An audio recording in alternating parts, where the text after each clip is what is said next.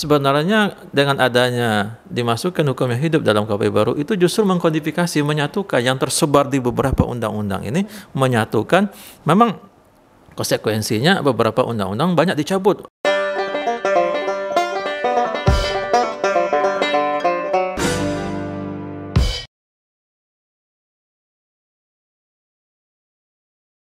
Assalamualaikum warahmatullahi wabarakatuh. Selamat pagi, halo sahabat Visip Official. Kembali lagi bersama kami. Saya Wahyu Kheratunisa sebagai pemandu dalam diskusi kita pada hari ini. Tentu saja saya tidak sendiri, saya bersama narasumber kita yang sangat luar biasa, yaitu Bapak Dr. Endri SHMH dan Bapak Niko Esos MSOS. Seputar pengetahuan bahwa Bapak Endri ini merupakan Kepala Departemen Hukum Pidana di Universitas Maritim Raja Ali Haji dan Bapak Niko selaku dosen di program studi sosiologi. Bagaimana kabarnya Bapak? Sehat-sehat. Alhamdulillah sehat. Baik, pada kesempatan kali ini kita akan membahas mengenai isu yang sangat hangat yang akan nantinya berlaku pada Kitab Undang-Undang Hukum Pidana 2026 mendatang, yaitu tentang living law terdapat pada pasal 2 ayat 1 Kitab Undang-Undang Hukum Pidana. Mungkin seputar pengetahuan saja bahwa living law ini atau hukum yang hidup merupakan sebuah cerminan dari norma-norma, kebiasaan sosial dan tradisi masyarakat yang berubah sesuai dinamika masyarakat. Bersama dengan para ahli dan narasumber kita yang sangat luar biasa, kita akan membuka wawasan kita mengenai living law ini. Mungkin pertanyaan yang pertama saya akan menanyakan kepada Bapak Endri terlebih dahulu. Sebenarnya di mana sih Pak diaturnya tentang ketentuan dari living law ini Pak? Oke, makasih. Pertanyaan yang sangat menarik saya kira. Berbicara living law atau hukum yang hidup dalam masyarakat ya. Kalau kita berbicara dalam KUHP baru, itu kan diatur dalam pasal 2 KUHP. Ya, jadi benar. Kalau kita lihat dalam KUHP baru ada yang namanya pengakuan living law atau hukum adat oleh KUHP baru gitu. Jadi kalau kita lihat KUHP baru itu beda dengan KUHP lama, di sana ada pengakuan hukum yang hidup di masyarakat gitu. Jadi kalau di mana diatur itu satu diatur dalam KUHP baru di dalam pasal 2 khususnya. Kemudian dalam undang-undang dasar juga ada pasal 18 kalau nggak salah gitu, ada tersebar dalam beberapa undang-undang kekuasaan kehakiman, bahkan undang-undang darurat nomor 1 tahun 51 juga ada gitu. Jadi kalau dasar-dasar diatur di mana, itulah dasarnya, itulah diatur tersebar dari beberapa produk peraturan perundang-undang yang ada di Indonesia. Oke, baik. Saya kira begitu. Oke, baik. Mungkin langsung saja ya kita ke Bapak Niko. Sebenarnya kita sangat kepo nih. Bagaimana sih Pak sebenarnya arti penting dari living law ini dari pandangan sosiologi Pak?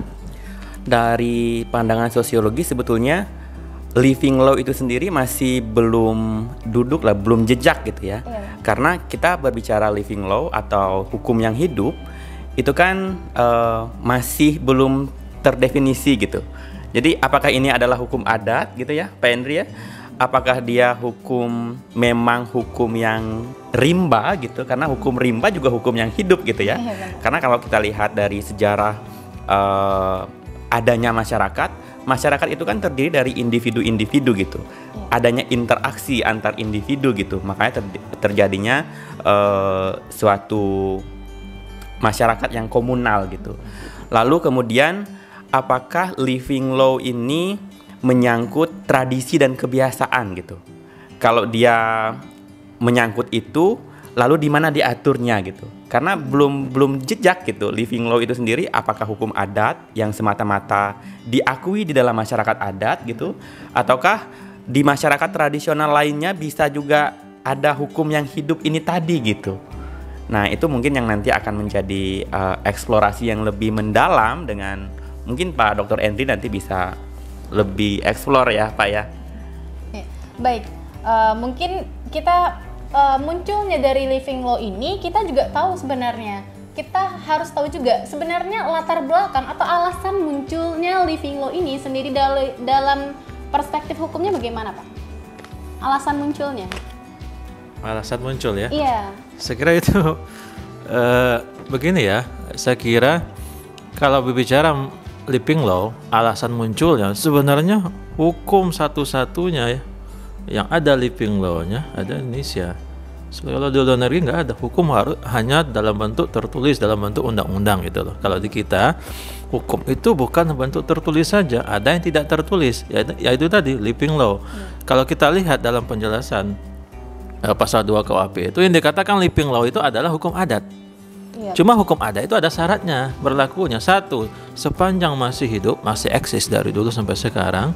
Kemudian yang kedua, hukum adat ini yang nanti turunannya akan dibentuk peraturan daerah. Setiap daerah-daerah itu nanti akan peraturan daerah yang mewujudkan, mengkonkretkan apa saja hukum yang hidup di masyarakat itu. Terus syarat yang berikutnya itu adalah living law itu tidak boleh bertentangan dengan Pancasila, Undang-Undang Dasar 45, karena sumber daripada sumber hukum adalah Pancasila begitu kan, dan kemudian Undang-Undang Dasar 45, dan tidak boleh bertentangan dengan hak asasi manusia.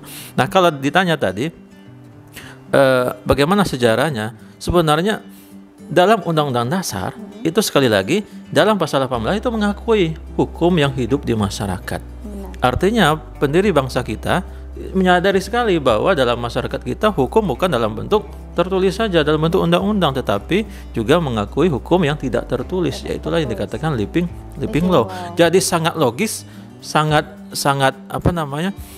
logis dalam KUHP baru dalam pasal 2 itu ada dirumuskan sumber hukumnya bukan hanya undang-undang, tetapi dilengkapi dengan hukum yang hidup dalam masyarakat alias hukum adat gitu. Jadi bukan tiba-tiba munculnya sumber hukum dalam KUHP baru itu living law tadi, tetapi itu sudah digali dalam kehidupan masyarakat Indonesia. Karena kita tahu ya, yang dikatakan hukum positif itu apa? Hukum yang berlaku saat ini kan. Hukum yang berlaku itu di mana? Hukum yang berlaku itu bisa dibikin oleh negara melalui DPR dan pemerintah, tetapi bisa ada yang disebutkan, yang dinamakan sebagai law in society, hukum yang ada di masyarakat gitu loh. Nah, itu digali, dimunculkan sehingga dirumuskan di dalam pasal 2 KUHP. Jadi dalam tanda kutip dari mana sejarahnya? Sejarahnya dari akar budaya bangsa Indonesia yang berbeda dengan negara lain gitu loh. Jadi kita itu sebenarnya kalau berkaitan dengan living law berkaitan dengan asas legalitas, sumber hukum, sumber untuk menghukum orang gitu loh. Apa sumbernya? Undang-undang. Tetapi bukan undang-undang saja, dilengkapi dengan hukum yang tidak tertulis gitu. Saya kira begitu. Lalu kalau berbicara mengenai hukum yang tidak tertulis, Pak, bagaimana dengan kepastian hukum dari living law ini, Pak? Sedangkan kita tahu bahwa hukum yang ada di Indonesia ini adalah hukum yang tertulis pada umumnya, Pak. Oke, saya kira itu sangat menarik pertanyaannya itu. Jadi memang selama ini karena kita ini menggunakan KUHP Belanda, KUHP Belanda itu sumber hukumnya hanya undang-undang. Selain undang-undang tidak mengakui sebagai sumber hukum, berarti bicara masalah asal legalitas. Tetapi kenyataannya banyak masyarakat setempat telah diproses oleh kepolisian, di kejaksaan, oleh pengadilan diputus, tetapi tidak menyelesaikan masalah. Kenapa? Karena di masyarakat setempat ada kearifan lokal tertentu yang tidak terpenuhi. Sehingga apa? Sehingga yang namanya penyelesaian masalah itu bukan hanya penyelesaian masalah secara prosedural, tetapi harus mengakar pada masyarakat setempat. Nah, salah satunya tadi dikatakan bahwa kepastian hukum, tetapi dalam beberapa undang-undang kepastian hukum itu bukan kepastian hukum saja, tapi kepastian hukum yang adil. Adil itu bagi siapa? Ya bagi masyarakat, bagi pemerintah, ya bagi semuanya begitu. Jadi kadang-kadang dalam penegakan hukum sudah diputus oleh pengadilan, tapi masyarakat demo. Kenapa? Karena masyarakat tidak adil, karena penyelesaian itu hanya prosedural, tidak menyelesaikan akar masalah yang ada di masyarakat menggunakan kearifan lokal setempat. Sehingga muncullah sekali lagi living law tadi dijadikan sebagai sumber hukum gitu. Jadi kepastian hukum itu bukan kepastian hukum undang-undang tok gitu loh, tapi kepastian hukum yang adil gitu loh. Baik. Saya kira begitu. Baik. Mungkin kita bahas lebih mendalam mengenai sudut pandang dari sosiologi. Kita berangkat dari yang living law ini. Saya akan menanyakan kepada Bapak Niko, sebenarnya Pak, bagaimana dampak sosial hukum ini jika diberlakukan? Sedangkan kita tahu bahwa kepastian hukum harus ada di masyarakat, Pak. Bagaimana Pak dari pandangan sosiologi, Pak? Kalau dampak sosial ya, yang paling terdampak itu adalah masyarakat adat ya. Ya, benar. karena yang diberlakukan di situ adalah hukum adat gitu. Jadi masyarakat adat yang memiliki hukum adat gitu. Sementara kita belum tahu apakah hanya masyarakat adat saja yang diakui di dalam KUHP ini, ataukah living law ini juga mencakup masyarakat tradisional yang bukan masyarakat adat gitu. Kan banyak ya masyarakat tradisional yang bukan menjadi bagian dari masyarakat adat gitu. Nah, dampaknya nanti mungkin yang signifikan adalah bagaimana tumpang tindih pemberlakuan antara hukum yang tertulis dengan hukum yang tidak tertulis gitu. Karena kalau tadi Pak Henry bilang ada syaratnya gitu, bahwa ini akan ada bersyarat diberlakukan di masyarakat gitu. Apakah yang menjadi persyaratan itu adalah hukum adat di masyarakat adat yang memiliki misalnya hakim adat, kemudian perangkat adat dan lain-lain gitu. Lalu bagaimana dengan masyarakat adat yang tidak memiliki itu gitu? Karena misalnya di Kalimantan itu kan ada masyarakat adat menjadi bagian dari masyarakat adat, tetapi tidak memiliki seperti semacam hakim adat gitu. Nah, kalau misalkan ada suatu kejadian misalnya kejadian hukum di masyarakat yang berlaku, itu diputuskannya secara musyawarah. Jadi bukan diputuskan secara kayak melalui hakim, melalui apa gitu, tidak gitu. Nah, apakah itu juga diakui di dalam KUHP ini gitu? Kita tentu menunggu perda yang nanti akan menjadi turunan ya Pak Henry ya.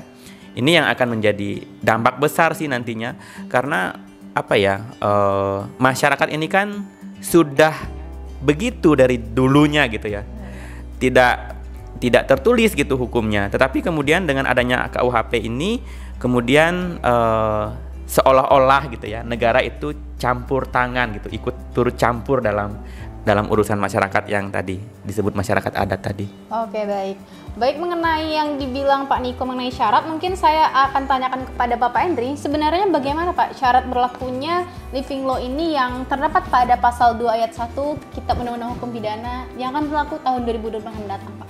Oke. Ya, kalau kita lihat syaratnya itu pertama eksis, harus ada memang living law itu hukum yang hidup. Ya, dulu hidup, sekarang sudah nggak ada lagi, berarti bukan yang hidup namanya gitu loh. Jadi kriterianya namanya hukum yang hidup harus eksis dari dulu sampai sekarang gitu loh.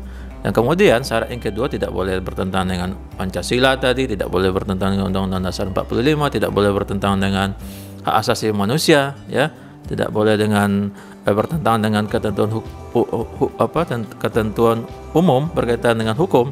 Ya, ada beberapa syarat ya. Jadi syarat-syarat itulah yang akan diwujudkan dalam bentuk peraturan daerah oleh setiap daerah-daerah gitu. Kalau nggak salah 2 tahun sejak diundangkan, 2023 KUHP baru itu diundangkan awal Januari kalau nggak salah. Nah, kemudian 2 tahun sejak itu nanti setiap daerah bikin peraturan daerah yang menyatakan bahwa perbuatan apa saja yang dikategorikan sebagai tindak pidana begitu. Nah, kalau seandainya itu sudah ada, nanti berlaku KUHP itu 2026, maka itu bisa diwujudkan, dijadikan sebagai sumber untuk menghukum orang di daerah tertentu. Ingat ya, hukum adat itu kan hanya berlaku di daerah setempat, maka disebut sebagai jus loci. Jus itu adalah hukum, loci itu adalah lokal, hukum lokal gitu loh, dalam bahasa sederhananya hukum lokal. Tetapi tadi saya menarik dari Pak Niko menyatakan apakah perlu hukum adat? Ya, sementara di beberapa daerah hanya musyawarah. Ingat, penyelesaian perkara ini melalui proses pengadilan, bukan diserahkan kepada adat setempat, bukan. Ya, kenapa perlu peraturan daerah untuk mengangkat nilai-nilai hukum yang hidup dalam masyarakat itu menjadikan sebagai sumber hukum? Tujuannya adalah untuk mengangkat dijadikan sumber hukum ke tingkat nasional gitu loh. Bukan tingkat nasional, maksudnya kalau perkara itu ada perkara di daerah setempat, kemudian disidangkan di pengadilan negeri setempat, dan kemudian ternyata ada peraturan daerah di daerah setempat yang menyatakan bahwa perbuatan ini terlarang, itu bisa dihukum di wilayah itu saja gitu loh. Artinya apa? Untuk menggali nilai-nilai kearifan lokal setempat, bukan melalui penyelesaian hukum melalui kepala adat, kepala suku, kepala apa yang ada di wilayah setempat, bukan itu. Tetap melalui proses pengadilan gitu loh. Kan selama ini coba kita lihat misalnya eh, Undang-Undang nomor 1, Undang-Undang Darurat nomor 1 tahun 51 itu berkaitan dengan apa? Undang-Undang Swaperaja Adat.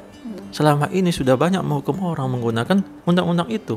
Apakah menggunakan kepala adat? Tidak gitu. Itu hanya sebagai sumber hukum, sebagai dasar hukum untuk menghukum orang, tetapi yang memproses tetap polisi, memproses tetap jaksa, yang menghukum tetap hakim di pengadilan gitu loh. Ya, itu hanya sebagai dasar hukum untuk kan kalau kita lihat dalam Undang-Undang Dasar, Undang-Undang Kekuasaan Kehakiman, dan hakim konstitusi wajib menggali nilai-nilai hukum yang hidup di masyarakat. Itu perintah wajib gitu loh. Kalau nggak salah dalam pasal 5 Undang-Undang Kekuasaan Kehakiman. Bahkan hakim itu dalam memutus perkara itu harus berdasarkan alasan-alasan dan berdasarkan undang-undang. Nah, undang-undang salah satunya adalah boleh menggunakan hukum yang hidup di daerah setempat gitu loh. Artinya apa?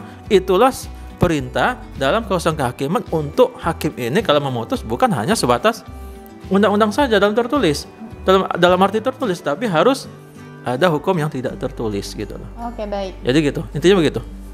Mungkin dari kalau kita berbicara mengenai eksistensi ya Pak ya, dari saya ingin bertanya kepada Bapak Niko mengenai bagaimana eksistensi living law ini dari pandangan sudut sosiologi, Pak. Ya, kalau dari eksistensi sebetulnya hukum yang hidup ini tadi kan tadi ya yang didiskusikan Bapak Endri tadi, sebetulnya itu sudah berlaku sejak masyarakat itu ada di daerah tersebut gitu. Jadi sesuatu yang salah, sesuatu yang benar, sesuatu yang tidak boleh, sesuatu yang boleh, itu diberlakukan di wilayah itu saja gitu. Jadi sebetulnya tadi saya menarik dari Pak Endri, tidak ada KUHP ini pun hakim dalam memutuskan perkara itu sudah diharuskan menggali dari nilai-nilai lokal gitu. Sebetulnya kalau tidak ada pasal dalam KUHP ini pun sudah diberlakukan gitu ya. Hukum yang hidup ini di masyarakat ini gitu. Jadi kalau eksistensinya itu ya sejak masyarakat itu ada, sejak itulah ada hukum yang berlaku di dalam masyarakat itu. Semacam hukum rimba itu apakah hukum yang hidup? Iya, hukum rimba itu termasuk dari hukum yang hidup gitu. Karena hidupnya dari rimba gitu. Iya, hidupnya dari kearifan masyarakat tertentu gitu. Apakah itu salah menurut hukum nasional? Ada juga hukum yang hidup di masyarakat itu dianggap salah oleh hukum nasional. Ada banyak ya Pak Henry kasusnya. Jadi eksistensinya ya memang sebelum adanya Indonesia ya sudah ada hukum yang berlaku di masyarakat gitu. Mungkin Pak Henry tanggapi. Mungkin selanjutnya Pak mengenai dari living law ini sebenarnya bagaimana Pak praktek penegakan dari living law ini Pak? Itu ya udah saya sampaikan tadi bahwa saat ini dari dulu sampai sekarang Undang-Undang Darurat nomor 1 tahun 51 itu telah banyak menghukum orang menggunakan hukum adat setempat. Misalnya daerah Bali misalnya, itu ada yang menghukum tidak ada aturan dalam KUHP tapi menggunakan hukum adat setempat. Itu dasarnya apa? Kan sekali lagi KUHP kita sumber hukum hanya undang-undang tertulis, ya kan? Tetapi para polisi, para jaksa menghukumnya bukan menggunakan KUHP tetapi adalah Undang-Undang nomor 1, Undang-Undang Darurat nomor 1 tahun 51.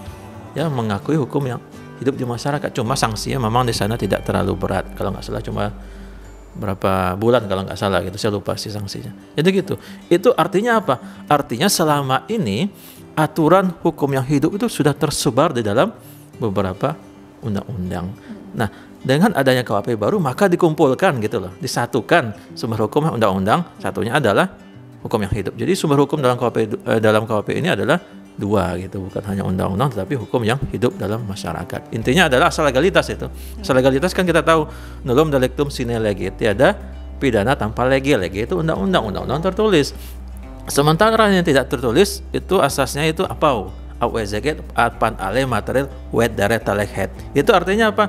Tidak bisa dipertanggungjawabkan tanpa sifat melawan hukum secara material. Nah, sifat melawan hukum secara material itu ada di hukum yang hidup tadi gitu loh. Oke, baik. Mungkin dari yang masuk ke sesi terakhir ya Pak ya, dari Bapak Niko sendiri nih, apa pesan yang ingin disampaikan kepada para pendengar mengenai pentingnya living law ini dalam menjaga keharmonisasian pada perspektif sosiologi Pak? Kalau pesan saya ya mungkin living law ini bukan terlalu darurat diberlakukan ya, kalau menurut saya ya. Karena memang tadi sudah tersebar di beberapa undang-undang dan memang sudah diberlakukan di selama ini pun sudah ada gitu. Dan sudah diakui di notis di dalam peraturan perundang-undangan. Namun dengan adanya KUHP ini jadi semacam tumpang tindih gitu. Jangan-jangan dengan adanya KUHP ini nanti undang-undang darurat sudah tidak bisa diberlakukan lagi karena memang sama saja fungsinya gitu. Jadi banyak hal yang mungkin dapat kita renungkan kembali gitu. Jangan-jangan ini tidak perlu gitu. Negara tuh tidak perlu terlalu jauh untuk ikut campur di masyarakat-masyarakat yang tradisional atau masyarakat-masyarakat adat. Itu jangan di nanti saya terlalu frontal ya. Ya jangan terlalu banyak ikut campur urusan inilah karena tidak tertulis juga kan. Iya benar Pak. Terima Mungkin kasih. dari Pak Henry ada pesan yang ingin disampaikan? Oke, saya kira khususnya orang hukum ya tentu harus banyak belajar karena hal yang baru ini. Iya, benar. Karena pro kontra berkaitan dengan perumusan KUHP baru ini dulu memang banyak berkaitan dengan hukum yang hidup ini gitu, hukum adat ini gitu. Tadi saya menanggapi sedikit sekaligus saya mungkin terakhir pernyataan saya. Sebenarnya dengan adanya dimasukkan hukum yang hidup dalam KUHP baru itu justru mengkodifikasi, menyatukan yang tersebar di beberapa undang-undang ini, menyatukan. Memang konsekuensinya beberapa undang-undang banyak dicabut, ada sekitar belasan undang-undang kalau kita lihat dalam KUHP baru itu mencabut beberapa undang-undang gitu. Nanti fokus hanya sumber hukumnya hanya KUHP tok gitu, jangan yang lain gitu loh. Ya, jangan yang lain gitu. Terus tujuannya adalah untuk mengkodifikasi, menyatukan beberapa undang-undang yang ada di dalam selama ini berkaitan dengan hukum yang hidup di masyarakat ini. Jadi sekali lagi kita sebagai orang hukum ya kita harus banyak-banyak belajar tentang eksistensinya hukum adat ini dan bagaimana rumusannya di dalam KUHP baru itu gitu. Ini tantang tersendiri bagi kita sebagai orang-orang hukum gitu. Saya kira begitu ya tanggapan saya. Terima kasih. Terima kasih kepada narasumber kita yang sangat luar biasa menyampaikan materi pada hari ini. Mungkin setelah melalui diskusi yang mendalam tentang living law, kita dapat menarik kesimpulan. Yang pertama bahwa living law atau hukum yang hidup ini adalah konsep yang mencerminkan norma-norma sosial, kebiasaan dan tradisi yang berkembang di masyarakat. Selanjutnya, living law ini memainkan peran yang sangat signifikan dalam menjaga harmonisasi dan keteraturan dalam komunitas terutama di daerah-daerah yang masih memegang teguh adat dan tradisinya masing-masing. Dan terakhir ialah meskipun ada tantangan dari kedua hukum ini, maka pentingnya untuk menemukan keseimbangan yang tepat agar konflik antara keduanya mungkin sering kali terjadi, namun melalui dialog dan kolaborasi, keduanya dapat saling melengkapi dan memperkuat. Baik, terima kasih telah menonton dan mendengarkan diskusi kita pada hari ini. Kami berharap dengan diskusi kita pada hari ini dapat menambah wawasan teman-teman semua mengenai living law ini dan memperdalam wawasan teman-teman semuanya. Baik, terima kasih. Kami pamit undur diri. Assalamualaikum warahmatullahi wabarakatuh. Sampai jumpa di episode selanjutnya. Assalamualaikum.